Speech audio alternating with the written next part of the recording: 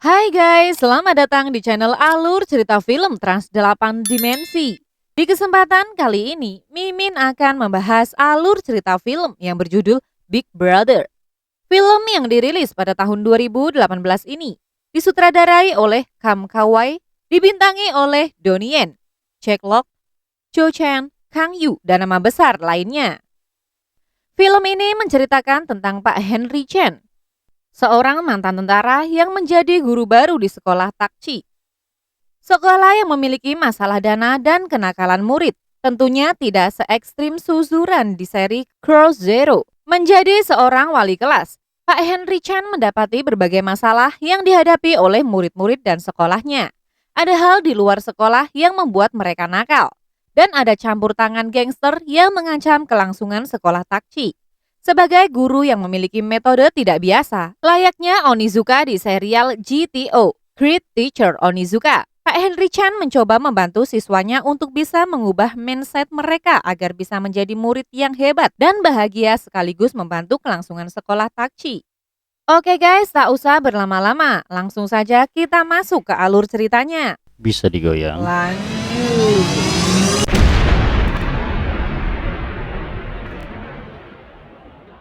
Di awal film, terlihat seorang pria mantan tentara bernama Pak Henry Chen yang baru saja kembali ke Hong Kong negara asalnya setelah menyelesaikan tugas militer selama bertahun-tahun di Amerika Serikat.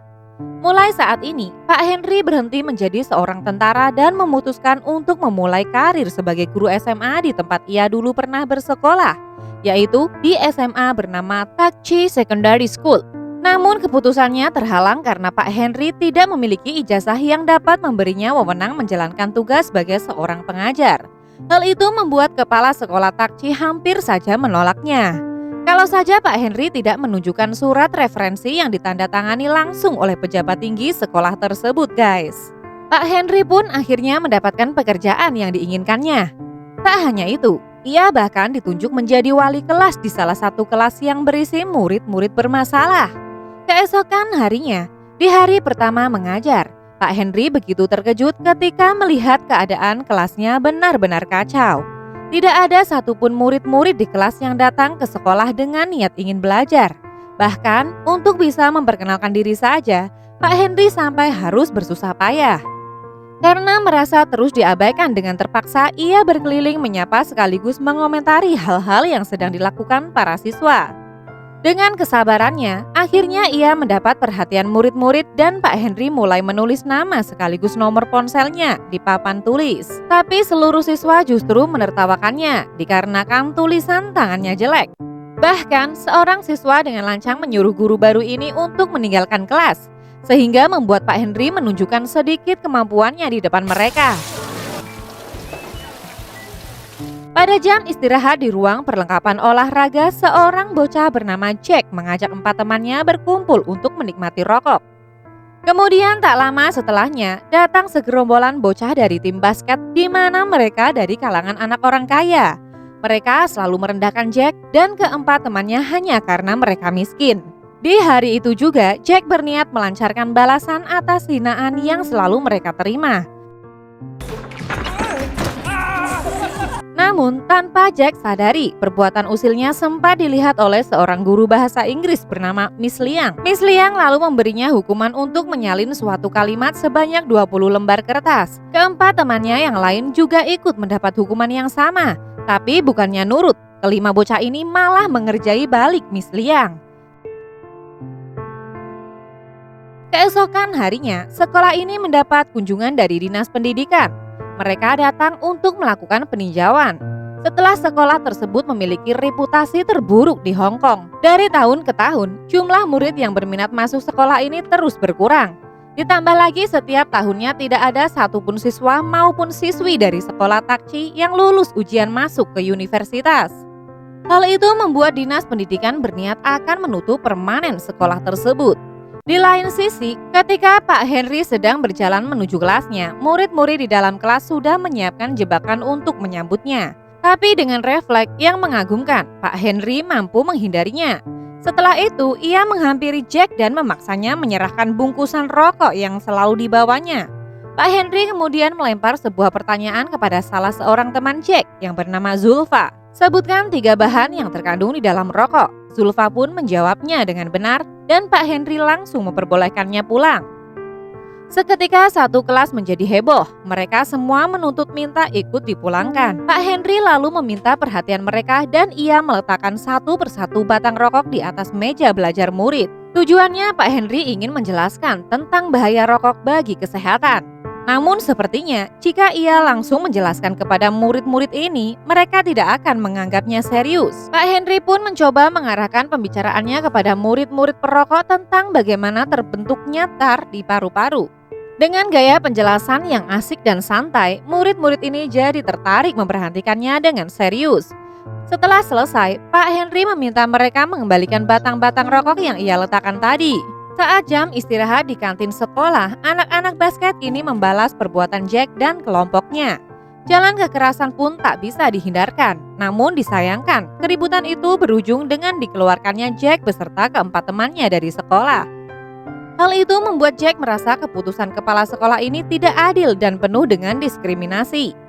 Karena hanya mereka berlima saja yang dikeluarkan, sedangkan anak-anak dari tim basket yang selalu menghina keadaan ekonomi mereka tidak mendapat hukuman sama sekali. Setelah Pak Henry berhasil meyakinkan kepala sekolah, kelima anak didiknya pun mendapatkan kesempatan terakhir untuk merubah sikap. Namun Jack yang sudah terlanjur kecewa memilih untuk tidak mengambil kesempatan itu. Pak Henry lalu mencoba mencari tahu tentang latar belakang kelima anak didiknya tersebut. Dimulai dari Zulfa. Ia adalah putra seorang imigran asal Pakistan yang selalu mendapat diskriminasi ras. Ia memiliki cita-cita menjadi seorang musisi. Selanjutnya, siswi tomboy bernama Denan, yang sejak lahir anak ini sudah mengecewakan ayahnya karena sang ayah sangat menginginkan anak laki-laki.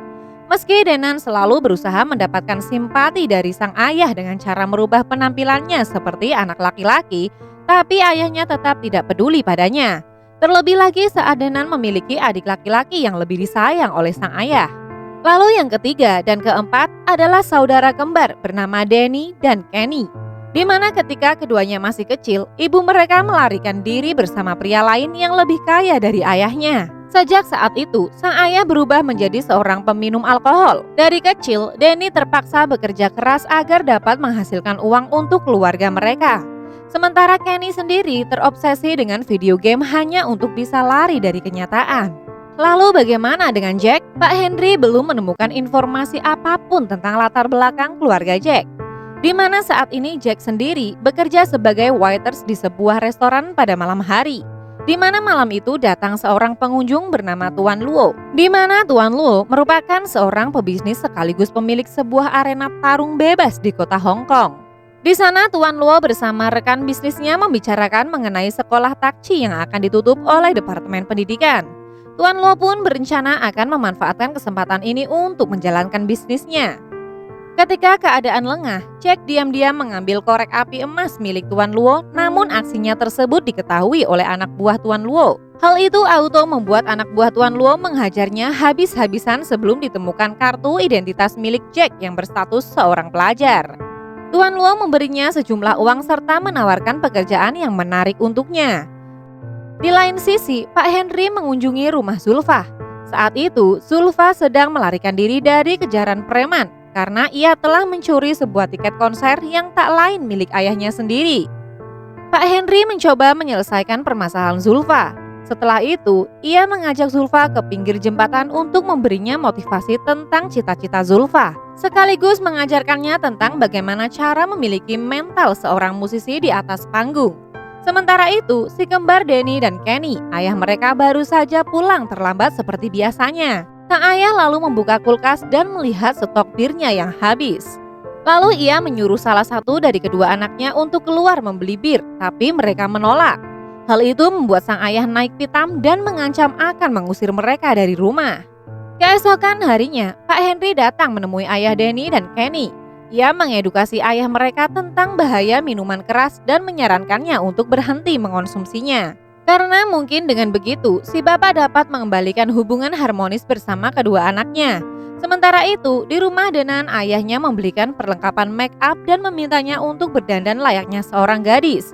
Namun Denan yang sudah muak dan kesal lalu menyelinap keluar dengan membawa mobil ayahnya. Tak jauh ia mengemudi, tiba-tiba Pak Henry datang dan menghentikannya mobil Denan. Pak Henry menasehatinya serta melarang Denan mengemudi karena ia belum memiliki SIM.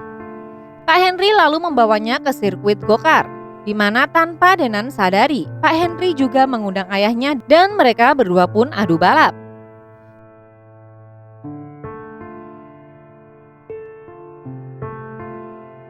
Saat itu mobil balap Denan mengalami kecelakaan, namun beruntung Denan masih sempat menyelamatkan diri. Kejadian itu pun membuat sang ayah merasa bersalah dan terus menangis karena mengira sudah kehilangan putrinya. Dari situ Denan memahami akan satu hal, bahwa sebenarnya Denan begitu berharga bagi sang ayah. Keesokan harinya, Pak Henry membawa seluruh siswa didiknya, termasuk Danny dan Kenny dalam program studi di pusat rehabilitasi. Di sana mereka sudah ditunggu oleh seorang mantan pecandu alkohol berat yang sedang menjalani proses rehabilitasi. Yang ternyata orang yang menunggu mereka adalah ayah Danny dan Kenny. Dalam sesi wawancara, salah seorang murid menanyakan tentang bagaimana awalnya si bapak bisa menjadi pecandu alkohol. Ayah Danny lalu menceritakan kalau hal itu bermula karena istri yang dicintainya pergi meninggalkannya. Dari situ ia mengalami titik terendah dalam hidupnya sampai merubahnya menjadi seorang alkoholik dan membuatnya lupa bahwa dia masih memiliki tanggung jawab sebagai seorang ayah. Dia mengaku menyesal dan meminta maaf kepada kedua anaknya.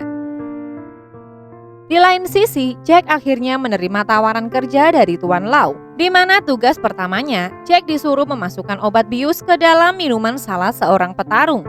Meski awalnya Jack ragu, tapi karena ia dijanjikan banyak uang, ia pun menerima tawaran Tuan Lau. Keesokan harinya, Pak Henry mendatangi rumah Jack. Di rumah itu, Jack tinggal hanya bersama neneknya, yang mana kedua orang tuanya sudah meninggal karena kecelakaan sejak Jack masih kecil.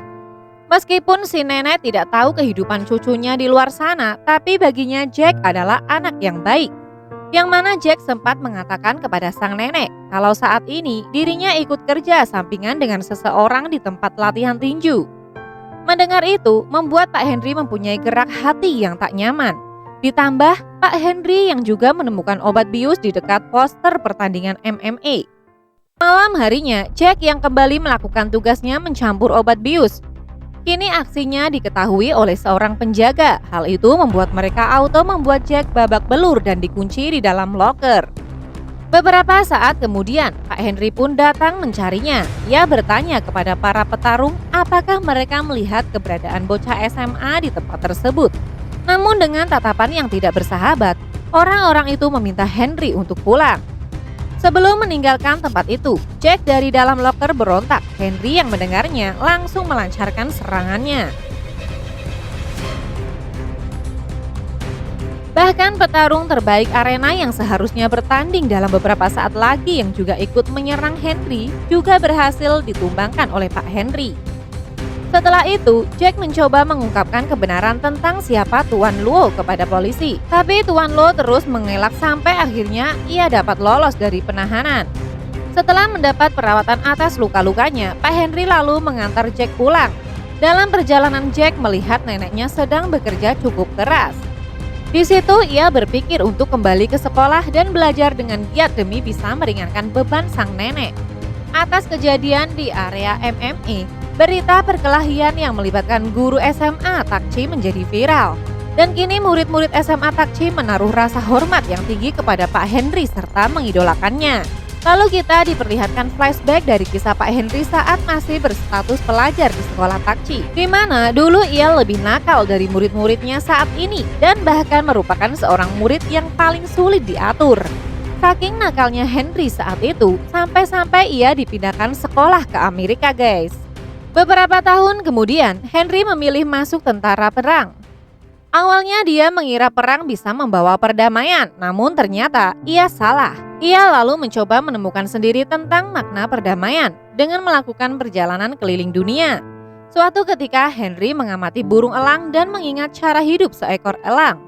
Bahwa sejauh-jauhnya elang terbang, ia akan kembali lagi ke tempat asalnya untuk mengembangbiakan generasi baru. Dari situ akhirnya Henry memutuskan kembali pulang ke Hong Kong. Ia menemui mantan kepala sekolahnya dulu dan bapak inilah yang memberinya referensi untuk mengajar di sekolah Takchi. Sejak Pak Henry menjadi guru idola di sekolah, murid-murid jadi giat belajar dan kini semuanya menyambut antusias, di mana ujian masuk perguruan tinggi yang sebentar lagi akan tiba. Tapi tidak demikian halnya dengan Kenny. Dia merasa kesulitan untuk fokus belajar akibat selalu bermain game. Maka dari itu, tak heran jika ia mendapat nilai pra-ujian paling buruk dibandingkan dengan murid-murid lainnya. Pak Henry lalu melakukan langkah pendekatan untuk membantunya belajar. Akan tetapi, Kenny sudah terlanjur depresi. Ia merasa dirinya paling bodoh sampai Kenny nekat melakukan percobaan bunuh diri. Beruntung nyawanya masih terselamatkan. Namun media yang meliput kejadian ini melebih-lebihkan beritanya. Akhirnya banyak dari orang tua murid melakukan protes ke sekolah Takchi. Mereka menginginkan anak-anaknya pindah ke sekolah lain. Sebagai wali kelas Kenny, Pak Henry menjadi orang yang paling disalahkan oleh dinas pendidikan. Kelayakannya sebagai seorang guru serta cara mengajarnya yang tidak sesuai kurikulum tengah dipermasalahkan. Akhirnya dinas pendidikan memutuskan untuk mencabut izin mengajarnya, atau dengan kata lain Pak Henry dipecat.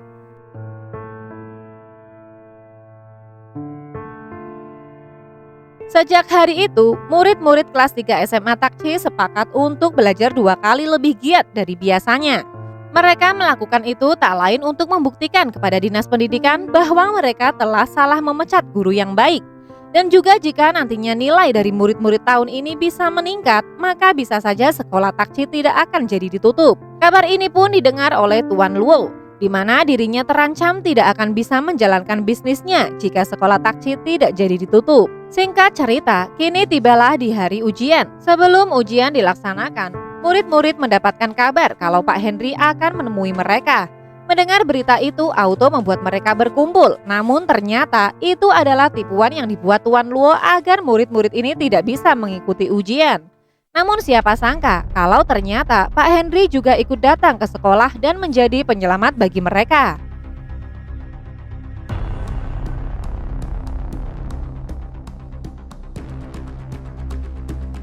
Saat duel 1 lawan 1 dengan Luo, di sini pun terungkap kalau sebenarnya Tuan Luo adalah teman sekelas Henry yang dulu tangannya pernah ia patahkan ketika keduanya terlibat perkelahian. Kejadian itu pun mengubur mimpi Tuan Luo yang pernah bercita-cita menjadi seorang pianis. Sebenarnya Henry terus kepikiran dengan apa yang pernah dilakukannya tersebut. Bahkan sampai hari ini ia masih merasa berhutang satu permohonan pada Luo, yaitu permohonan maaf. Sebagai hukuman atas rasa bersalahnya, tanpa ragu ia menusuk kakinya sendiri lalu menyampaikan kata maaf pada Luo. Sementara kini semua murid SMA Takchi yang akhirnya bisa ikut ujian tepat waktu. Atas usaha dan kerja keras mereka dalam belajar, akhirnya semua murid lulus ujian. Pencapaian ini membuat dinas pendidikan tidak jadi menutup sekolah Takchi. Mereka juga meminta Henry untuk kembali mengajar di sekolah Takchi, guys. Di lain sisi, kondisi Kenny sedikit membaik. Dia berjanji pada sang ayah dan saudara kembarnya untuk lebih giat belajar demi mengikuti ujian tahun depan. Sementara Tuan Luo sendiri kini kembali meneruskan hobi lamanya yang dulu sempat ia tinggalkan. Ia mulai bermain dengan pianonya lagi, meskipun harus banyak berlatih untuk bisa menjadi sehebat dulu. Itulah alur cerita film Big Brother yang dirilis tahun 2018, guys. Jangan lupa guys, dukung kita dengan cara klik tombol like and subscribe. Lalu share video ini ke semua akun media sosial kalian supaya channel ini semakin berkualitas dalam menghibur kalian. Dan jangan lupa nyalakan tombol lonceng ya, supaya kalian bisa jadi penonton pertama dari tayangan channel ini guys. Salam Trans 8 Dimensi.